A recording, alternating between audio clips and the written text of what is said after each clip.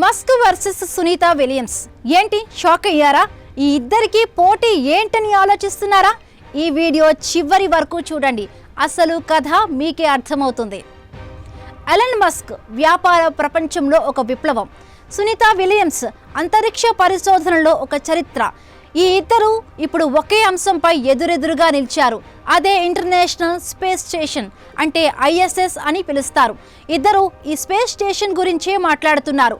ఒకరు దాన్ని త్వరగా మూసేయాలంటున్నారు, మరొకరేమో అంత తొందర ఎందుకని ప్రశ్నిస్తున్నారు.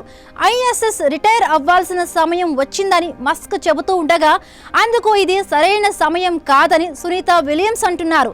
నిజానికి ISS అంటే కేవలం ఒక స్పేస్ స్టేషన్ కాదు, అది మానవ జాతికి ఒక విజ్ఞాన భాండాగారం, ఆధునిక శాస్త్ర విజ్ఞానానికి మార్గదర్శకంగా నిలిచిన విప్లవం. 1998లో మొదలైన ISS ప్రయాణం దశాబ్దాలుగా భూమిపై ఉన్న సమస్యలకు సమాధానం చెప్పేందుకు మార్గం చూపింది.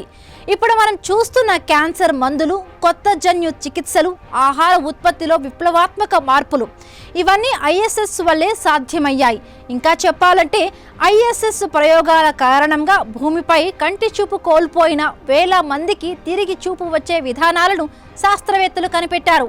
ఇంతటి అద్భుతమైన ప్రయోజనాలు అందిస్తున్న ISSని ఎలన్ మస్క్ ఎందుకు తొందరగా రిటైర్ చేయాలని కోరుకుంటున్నాడు? మస్క్ వ్యూహం వేరు. అతను వ్యాపారవేత్త. ఆయనకు అంతరిక్ష ప్రయాణం అంటే కల కాదు, ఒక బిజినెస్ మోడల్. ISS కోసం నాసా 25,000 కోట్ల ఖర్చు చేస్తోంది. ఈ డబ్బును మరింత సమర్థవంతంగా ఉపయోగించుకోవాలనేది మస్క్ ఆలోచన. నాసా ఖర్చు చేసే ప్రతి డాలర్ స్పేస్ ఎక్స్ ప్రయోగాల్లోకి మళ్లితే ప్రైవేట్ అంతరిక్ష వ్యాపారం మరింత వేగంగా అభివృద్ధి చెందుతుంది. ISS మానవతకు ఉపయోగపడుతుంది, కానీ ఇది ఖరీదు ఎక్కువ, నిర్వహణ భారమైందని మస్క్ భావిస్తున్నారు. ISSకి బదులుగా మార్స్, చంద్రుడిపై నివాసం కోసం, కొత్త అంతరిక్ష స్టేషన్ల కోసం నిధులు మళ్లించాలని ఆయన అభిప్రాయపడుతున్నారు. కానీ నాసా దీనికి సిద్ధం కాలేదు. ISSని 2030 వరకు కొనసాగించాలనుకుంటోంది. ఇక్కడ గుర్తు పెట్టుకోవాల్సిన అంశం మరొకటి ఉంది. ISS కేవలం అమెరికాకు మాత్రం చెందిన స్టేషన్ కాదు. ఇది Russia, Japan, European space agency, Canada లాంటి 15 దేశాలు ISSలో భాగంగా ఉన్నాయి. ISS లాంటి స్టేషన్ల ద్వారా అమెరికాకు అంతర్జాతీయ సహకారం అందుతోంది. మరొక వైపు మస్క్ వాదన వెనుక రాజకీయ కారణాలు కూడా కనిపిస్తున్నాయని చెప్పేవారున్నారు.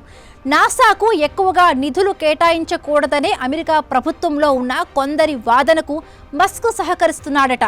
అందుకే ISS నిధులను కుదించి ప్రైవేటు సంస్థలు అంతరిక్ష పరిశోధనను చేపట్టారని మస్క్ కోరుతున్నాడట. ఇదే విషయాన్ని మాజీ అధ్యక్షుడు జో బైడెన్కు చెబితే అందుకు ఆయన అంగీకరించలేదని సమాచారం. ఇప్పుడేమో అధికారంలో ట్రంప్ ఉన్నారు. ఆయనకు మస్క్ ఎంత చెబితే అంతే. అటు సునీత విలియమ్స్ లాంటి సైంటిస్టులకు ఈ రాజకీయాలతో పని ఉండదు. వారి జీవితం విజ్ఞానానికే అంకితం. అందుకే కాబోలు ISSను త్వరగా మూసివేయాలన్న మస్క్ అభిప్రాయాన్ని ఆమె ఖండించారు. ISSలో నాసా ప్రయోగాలు మాత్రమే చేయడం లేదని, మానవ జాతికి ఉపయోగపడే ఎన్నో పరిశోధనలు చేస్తున్నామని కుండబద్దలు కొట్టారు Sunita. Butch Wilmore, Sunita Williams 9 నెలలుగా ISSలోనే ఉండిపోయారు. అక్కడ నుండే ఆమె ఈ కామెంట్స్ చేశారు. మరి చూడాలి, ISS కొనసాగుతుందా లేదా మస్క్ వ్యూహం గెలుస్తుందా? ఈ పోరాటానికి ముగింపేంటి? ట్రంప్ను అడ్డం పెట్టుకుని మస్క్ ISSను త్వరగా సాగనంపితే మాత్రం అది నాసా సైంటిస్టులకు ఘోర అవమానంగానే చెప్పాలి. ఎందుకంటే ఇది మస్క్ వర్సెస్ విలియమ్స్ కథ మాత్రమే కాదు, విజ్ఞానానికి, వ్యాపారానికి మధ్య జరుగుతున్న సంఘర్షణ.